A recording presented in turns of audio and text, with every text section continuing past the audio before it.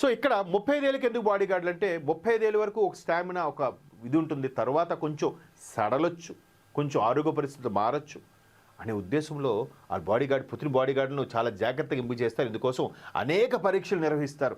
వాడు ఇండివిజువల్గా వాడుకో నిఘా పెట్టి, అంటే మన దగ్గర ఒక రా ఏజెంట్ని ఎలాగైతే సెలెక్ట్ చేస్తారో వాళ్ళు బాడీ గార్డు కూడా అంత తీవ్రంగా సెలెక్ట్ చేస్తారంట. వారి ఎత్తు 5.8 నుంచి 6.2 అడుగుల మధ్య ఉండాలట, మినిమం 5'8", ఆ తర్వాత 6'2", బరువు 75-90 కిలోల మధ్య ఉండాలి, విదేశీ భాషలు మాట్లాడగలగాలి. చూడండి కండిషన్స్ ఎన్ని ఉన్నాయో. ఎంపికైన వారికి కఠోర శిక్షణ ఇస్తారు. 35 ఏళ్ల వయసులోనే వారు రిటైర్ అవ్వాల్సి ఉంటుంది. పుతిన్కు ఎక్కువ చేరువుగా వస్తే ఎంతటి ఉన్నత స్థాయి నేతలైనా సరే వారు అడ్డుకుంటారు. ఒక్క మోదీ గారు తప్ప మనం ఆయన దగ్గరగా చూసిన సందర్భాలు ఏమైనా ఉన్నాయండి? దట్ ఈజ్ మోదీ గారు. ఇక్కడ పుతిన్ అప్పుడప్పుడు ముఖ్యంగా బహిరంగ కార్యక్రమంలో ముప్పు ఎక్కువ ఉండే పరిస్థితుల్లో బాడీ డబుల్స్ అచ్చం తనలాగా ఉండే వేరే వ్యక్తులను కూడా వినియోగిస్తుంటారు.